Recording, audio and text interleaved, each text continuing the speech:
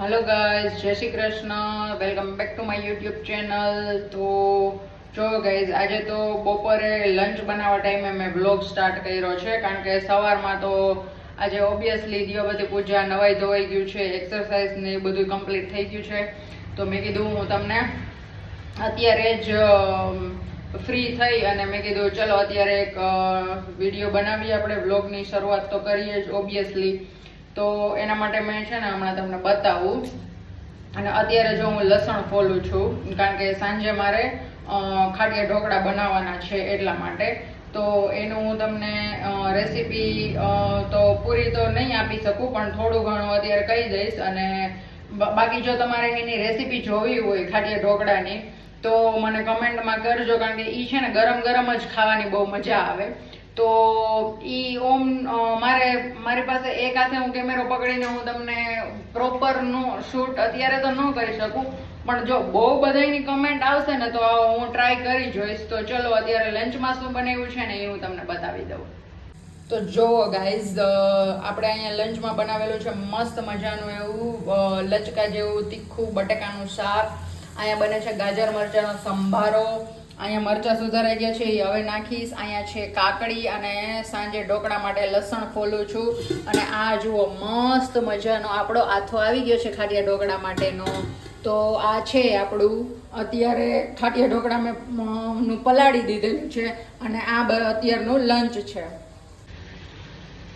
તો ગાઈઝ, મેં તમને બતાવ્યું એમ કે આપણે મસ્ત મજાના એવા રાત્રે કરવાના છે। ઘણા લોકો પીસીને કરતા હોય, પણ મેં પીસીને નથી કર્યું, મેં ડાયરેક્ટ જ કર્યું છે। રાત્રે પલાળી દીધેલું હતું અને અત્યારે બસ કાલે રાત્રે કરી દીધું હતું। તમે બપોરે પણ બનાવી શકો, પણ મારે સાંજે બનાવવા હતા, એટલે કાલ રાતે પલાળી દીધું હોય તો આજ રાતે તમે બનાવી શકો।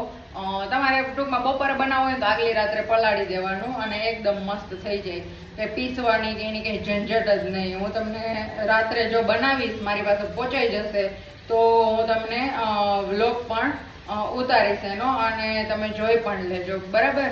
તો ત્યાં સુધી વિડીયોમાં કન્ટિન્યુ રહેજો, અને લાઈક કરજો, શેર કરજો, અને સબસ્ક્રાઇબ કરજો, અને મસ્ત મજાનો કમેન્ટ કરજો। ત્યાં સુધી બધાને આવજો। તો જો ગાઈઝ, હું છે ને કેપીએન મોલમાં ગઈ હતી। અહીંયા સુપર માર્કેટ જેવું જ છે, મતલબ ત્યાં વેજીટેબલનું ને એવું નાનું એવું બધું મળી જાય, ટૂંકમાં ગ્રોસરી ને એવું બધું। તો હું છે ને ત્યાંથી કંઈક થોડાક વેજીટેબલ્સ લઈ આવી છું અને ફ્રૂટ લઈ આવી છું। તો ચલો હું તમને બતાવું કે હું શું લઈ આવી છું, અને પછી આપણે આપણું કામ આગળ વધારીએ। તો ચલો આપણે ફટાફટ હું તમને બતાવી દઉં।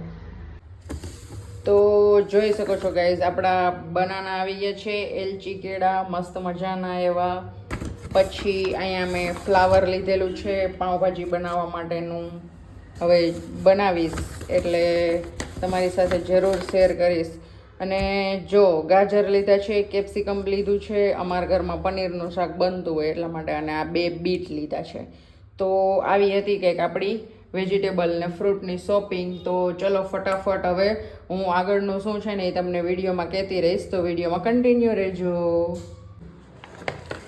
તો જુઓ ગાઈઝ, આપણે અમુક વસ્તુ બ્લિંકિટમાંથી મગાવી લીધેલી છે, અને અમુક વસ્તુ આપણે ઝેપ્ટોમાંથી મગાવી લીધેલી છે। એમાં એવું છે કે ઝેપ્ટોમાં છે ને ઓલા ચાર્જીસ નથી લેતા, મતલબ કે હેન્ડલિંગ ચાર્જીસ ને એવું ઝેપ્ટોમાં નથી લેતા, અને બ્લિંકિટમાં લે છે। અને એટલા માટે મેં છે ને જો અહીંયા આપણે દૂધની કોથળી મગાવી લીધેલી છે, 4 દૂધની કોથળી છે,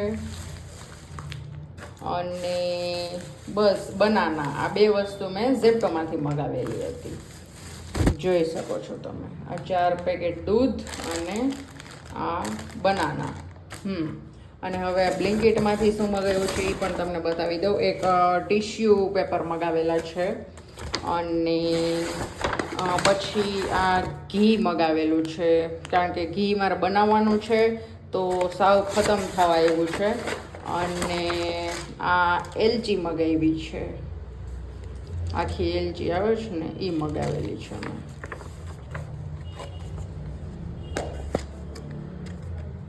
જોઈ લો। તો આટલી વસ્તુ આપણે બ્લિંકિટમાંથી મગાવેલી છે, 3 વસ્તુ બ્લિંકિટમાંથી મગાવેલી છે, જોઈ શકો છો તમે।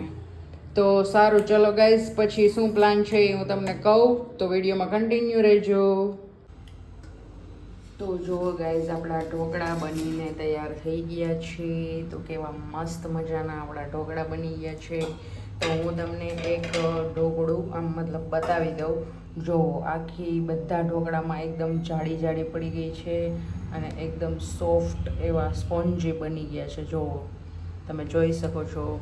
તો તમારે રેસીપી જોતી હોય તો મને ખાસ કમેન્ટમાં કહેજો. આની સાથે હું લસણની ચટણી મેં ખાંડી છે ઈ અને તેલ આપણે લેશું. તો જોઈ લ્યો એકવાર, મસ્ત મજાના જાળીદાર પોચા રૂ જેવા આપણા ઢોકળા બનીને તૈયાર થઈ ગયા છે ગાઈઝ.